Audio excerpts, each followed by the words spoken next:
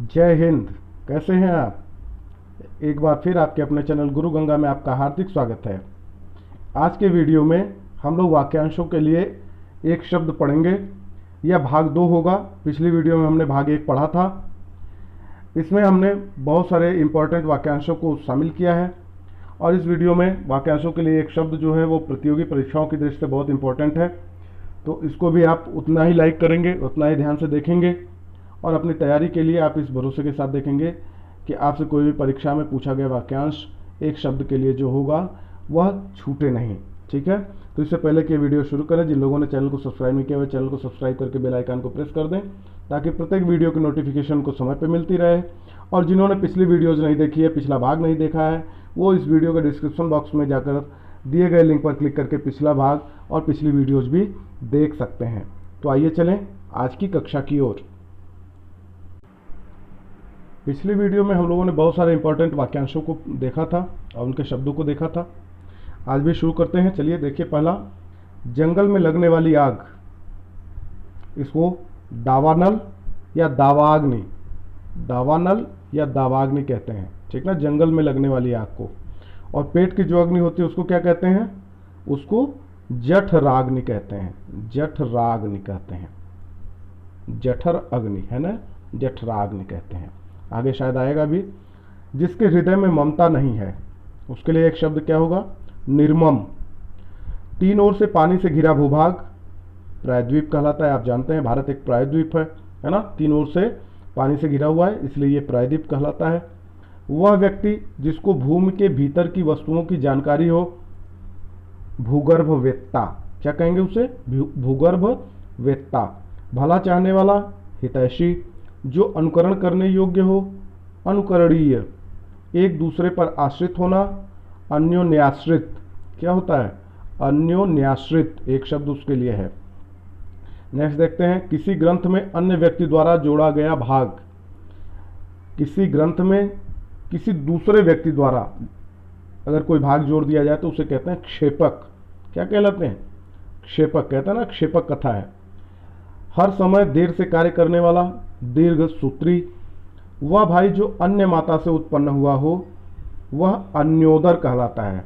और अपनी ही माता से जो पुत्र उत्पन्न होता है, जो भाई उत्पन्न होता है, उसे क्या कहते हैं?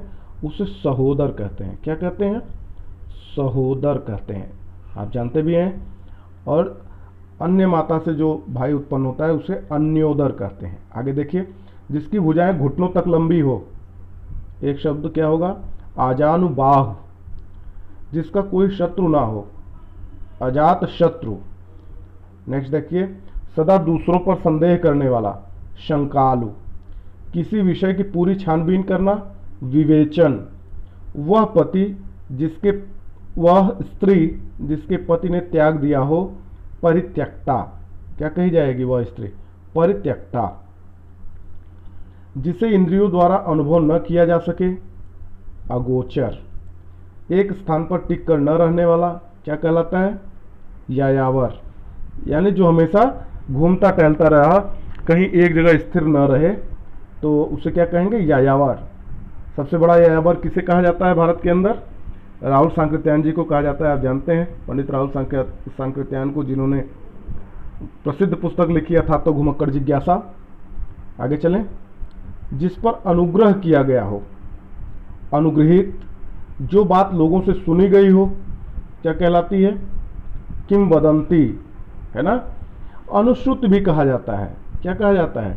अनुश्रुति, है ना। ये परंपराओं से अगर सुनती हुई कोई चीज़ें आती हैं तो उसे अनुश्रुति भी कहा जाता है और किंवदंती भी कहा जाता है। तो दोनों शब्द आप याद रखें।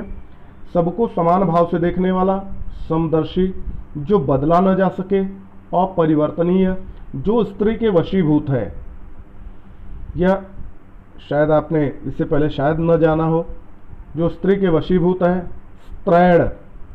आधा स है, त्र है, उस पर ए की मात्रा है, स्त्रैण। जिसका उल्लंघन नहीं किया जा सके, अनुलंघनीय। जिसका उत्तर नहीं दिया जा सके, अनुत्तरित। जिसमें उत्साह न हो, निरुत्साही। आकाश को चूमने वाला, गगनचुंबी। आप तो इसको जानते ही हैं। जिसे वेतन न मिलता हो, अवैतनिक, है ना, कहते हैं ना बिना वेतन पे काम कर रहे हैं, अवैतनिक कार्य कर रहे हैं, ठीक ना। तो अवैतनिक, जो धरती फोड़कर जन्मता हो।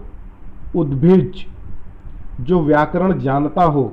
कि कई बार पूछा जा चुका है, ध्यान से देखिएगा, जो व्याकरण जानता हो उसे क्या कहते हैं, एक शब्द में वैयाकरण।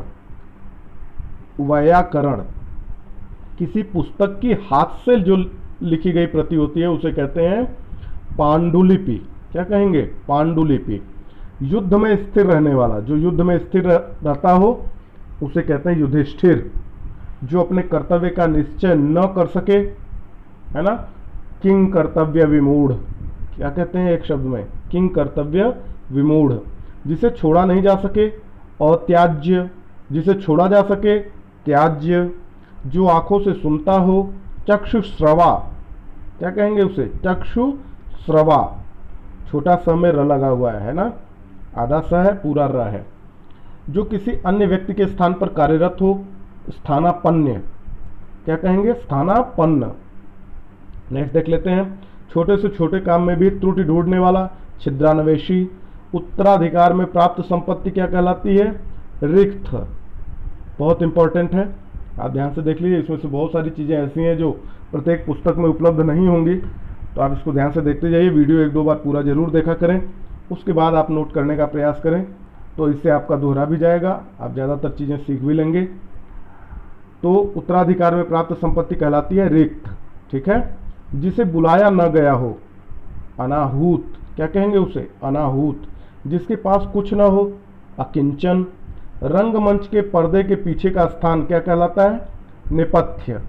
नेपथ्य पूछा गया है कई बार, इसमें ज़्यादातर चीज़ें वो शामिल की गई हैं जो किसी न किसी परीक्षा में पूछी गई हैं, चाहे वो पीसीएस की परीक्षा हो, समीक्षा अधिकारी की परीक्षा हो, टीजीटी पीएचडी हो, एसडीआई का एग्जाम हो, रेलवे का हो, तो किसी न किसी में पूछा गया है, इसलिए बहुत इंपॉर्टेंट है। आप जानते हैं कि ये चीज़ें एक परीक्षा में ही नहीं पूछी जाती, बार बार घुमा के ये अलग अलग परीक्षाओं में भी पूछा जाता है, तो आप बहुत ध्यान से देखेंगे।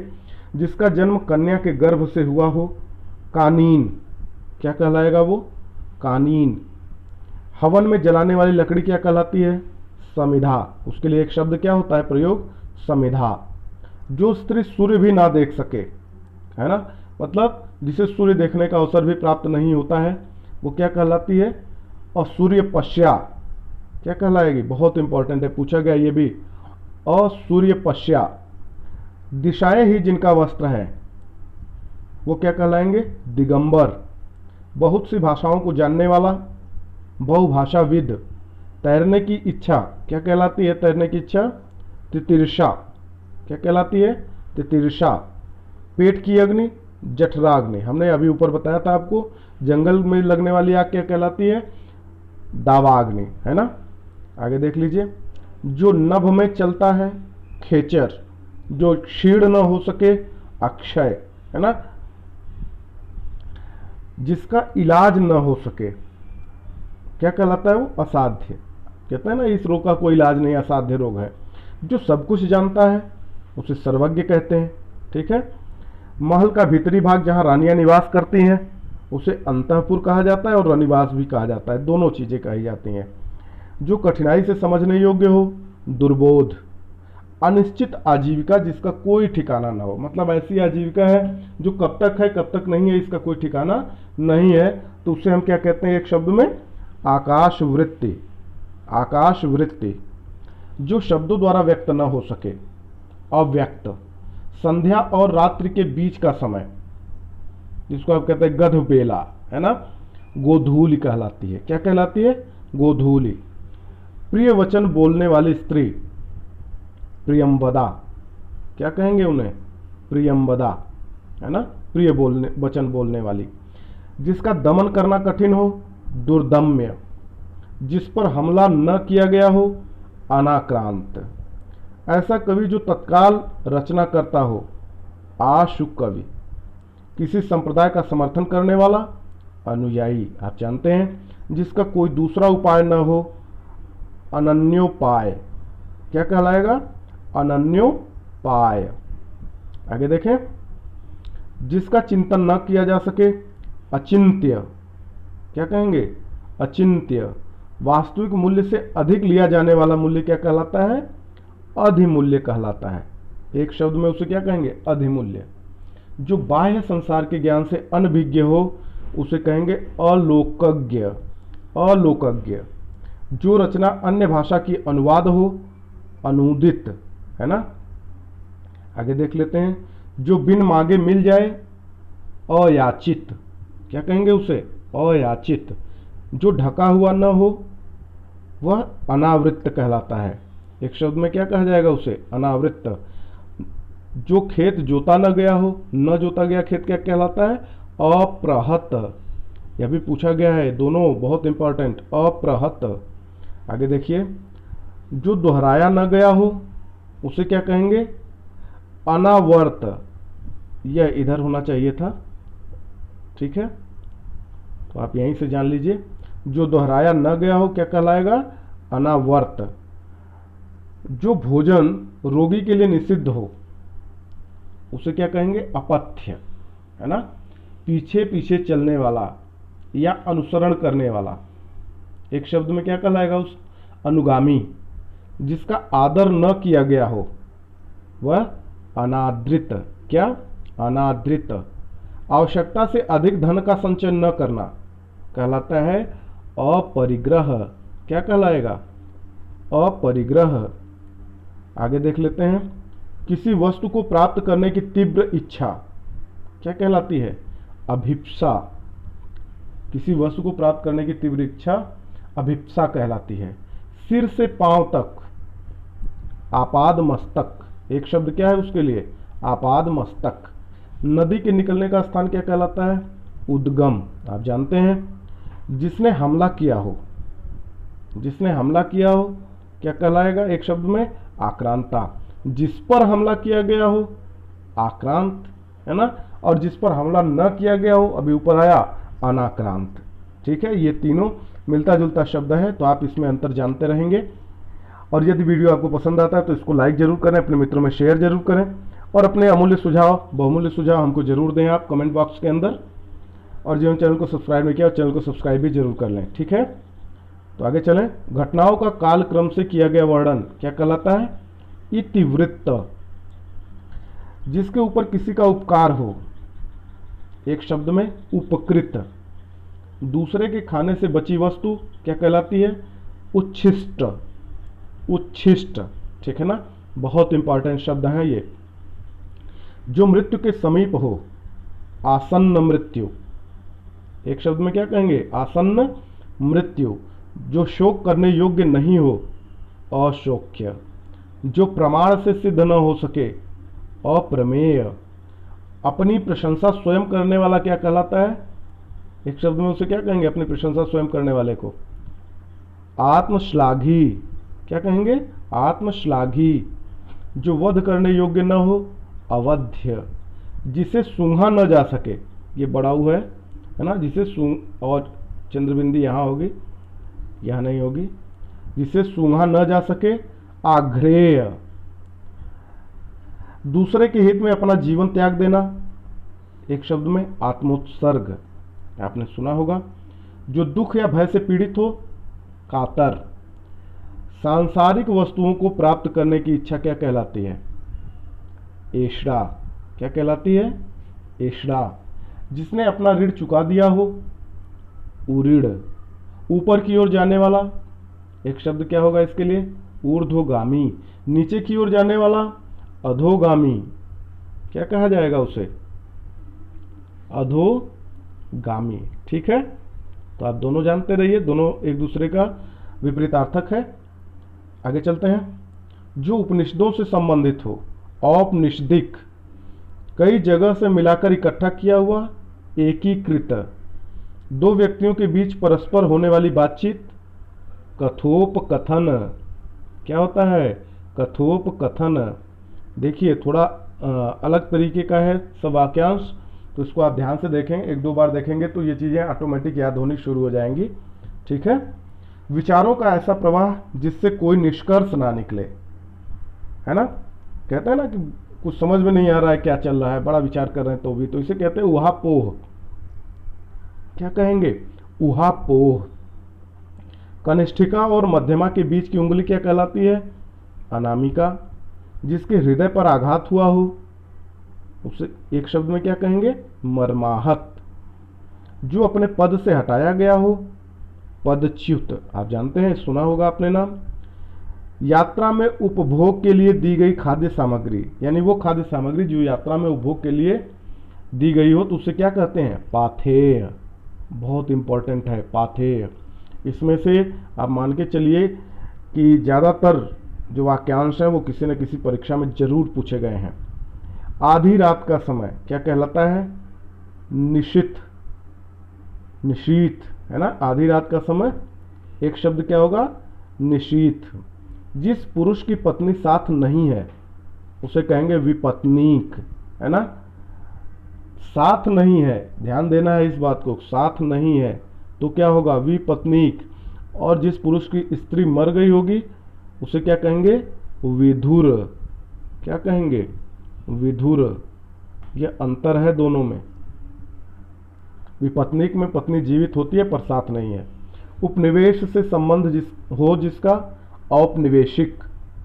अगला है अपना उद्देश्य पूर्ण होने पर संतुष्ट, उसे क्या कहेंगे? कृतार्थ। और बढ़ा चढ़ा कर कहना अतिशयोक्ति, है ना। तो चलिए अब प्रैक्टिस सेट की तरफ चलते हैं, अभ्यास प्रश्नों की तरफ। देखते हैं कितना सीखा है आपने। आप इसका उत्तर कमेंट बॉक्स में भी दे सकते हैं, अपने नोट्स में भी दे सकते हैं और बाद में आप मिलान कर सकते हैं कि आपने कितना सीखा है। ये सारी चीज़ें आपको इस वीडियो में बताई जा चुकी हैं, तो आप ध्यान से देखिए और उत्तर देने का प्रयास करिए। शुरू करते हैं। पहला है, जो स्त्री सूर्य भी न देख सके। जो स्त्री सूर्य भी न देख सके, ये समीक्षा अधिकारी, सहायक समीक्षा अधिकारी यूपी में पूछा गया। ये 2010 में यूपी आरओ में। बताएं। जिसे बुलाया न गया हो, यह भी उसी परीक्षा में पूछा गया है, यूपी आरओ 2010 में ही। तीसरा प्रश्न, छोटे से छोटे कार्य में त्रुटि ढूंढना, है ना। ढूंढने वाला क्या कहलाएगा? यूपी लोअर का प्रश्न है 2009 का। अगला, पेट की अग्नि। पेट की अग्नि को क्या कहते हैं? यह भी 2010 में यूपी आरओ की परीक्षा में पूछा गया है। आगे देख लेते हैं। जिसका कोई शत्रु ना हो, उत्तर दीजिए। ये यूपी यूडीए एलडीए के एग्जाम में पूछा गया है। जिसके हृदय पर आघात हुआ हो, एक शब्द में क्या कहेंगे उसे? बताइए। ये भी आरओ के एग्जाम 2014 में पूछा गया है। जो अपने पद से हटाया गया हो, यह भी आरओ 2014 में पूछा गया है। उत्तर दीजिए इसका। ठीक है। जिसका इलाज न हो सके, जिसका इलाज न हो सके, क्या कहेंगे? यह भी 2013 में आरओ के परीक्षा में पूछा जा चुका है। जिसके हृदय में ममता न हो, तो क्या कहेंगे? एक शब्द में बताएं। यह भी उसी परीक्षा में पूछा गया है, यूपी आरओ 2013 में। जिसके पास कुछ ना हो, जिसके पास कुछ ना हो, यह भी 2010 के आरओ एग्जाम में पूछा गया है। और भी कई सारी परीक्षाओं में पूछा गया है, हमने एक दो का ही नाम लिखा हुआ है। जो युद्ध में स्थिर रहता हो, है ना। यह भी उसी परीक्षा में पूछा गया है, यूपी आरओ के एग्जाम में। हवन में जलाने वाली लकड़ी, एक शब्द में क्या कहलाती है वो बताइए आप। यह भी उसी परीक्षा में पूछा गया है, उत्तर प्रदेश समीक्षा अधिकारी और सहायक समीक्षा अधिकारी के एग्जाम में 2010 में। जो नभ में चलता हो, एक शब्द में उत्तर देना है, आरओ एग्जाम 2010, है ना। आगे चलते हैं। आप उत्तर जो देंगे वो क्रम डाल के उसके सामने उत्तर दे सकते हैं, लिख सकते हैं ताकि समझ में आए। आगे देखिए। जिसका जन्म कन्या के गर्भ से हुआ हो, यह भी 2010 में पूछा गया है आरओ एग्जाम में, है ना। ऐसा कवि जो तत्काल रचना करता हो, वो क्या कहलाता है? यूपी एसडीआई के एग्जाम में पूछा गया, 2006 में पूछा गया और भी उसके बाद ही पूछा गया है। तो चलिए, हम आशा करते हैं आप में से ज़्यादातर लोगों ने सही उत्तर दिए होंगे। आप सभी लोगों को बहुत बहुत शुभकामनाएं। यह वीडियो आपके लिए बहुत उपयोगी सिद्ध हो, ऐसी कामना है। तो जिन्होंने चैनल को सब्सक्राइब नहीं किया वो चैनल को सब्सक्राइब जरूर कर लें। अगर यह वीडियो आपको पसंद आता है तो आप इसको लाइक जरूर करें, अपने मित्रों में शेयर जरूर करें और अपने बहुमूल्य सुझावों से हमें अवगत भी कराएं कमेंट बॉक्स के अंदर। अगले वीडियो में फिर से मुलाकात होगी अगले भाग में। तब तक के लिए एक बार फिर से आप सभी लोगों को जय हिंद।